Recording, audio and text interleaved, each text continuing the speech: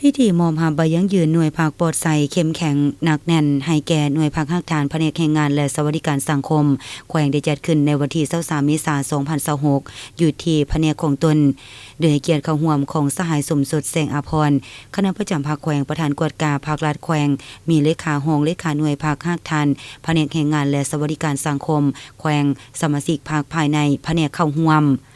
ในพิธีสหายโกไสสมบัติเลขาหน่วยภาคฮักฐานแผนกแรงงานและสวัสดิการสังคมแขวงได้ผ่านบทสรุปการก่อสร้างหน่วยภาคปลอดภัยเข้มแข็งหนักแน่นประจำปี2025ของหน่วยภาคฮักฐานแผนกแรงงานและสวัสดิการสังคมแขวงแม่นหน่วยภาค1เทศหน้าที่การเมืองเป็นเสนาธิการให้แก่คณะบริหารงานภาคแขวง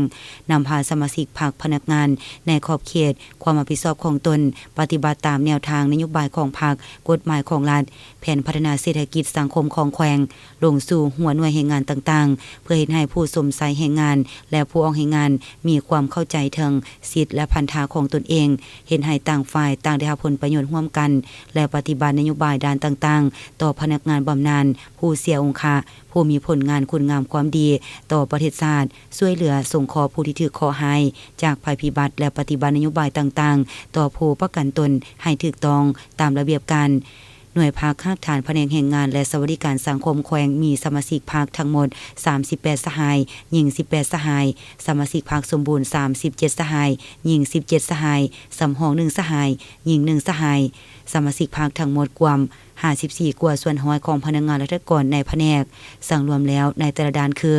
ด้านการเมืองด้านแนวคิดด้านการจัดตั้งด้านแบบแผนวิธีนำพาและการนำพาปฏิบัติหน้าที่การเมืองรวมแล้วตาม5เนื้อในใด 9.4 ประเภทหน่วยภาคปลอดภัยเข้มแข็งหนักแน่นให้เกียรติกล่าวมอบใบยั่งยืนโดยแม่นสหายสมสดแสงอาภรณ์ประธานกวดกาภาครัฐแขวงรับโดยสหายโกไสสมบัติเลขาหน่วยภาคฮักฐานแผนกแรงงานและสวัสดิการสังคมแขวงพร้อมกันนี้ในตอนท้ายยังได้รับฟังการให้ทิศสีนำจากสหายประธานกวดกาภาครัฐนำอีก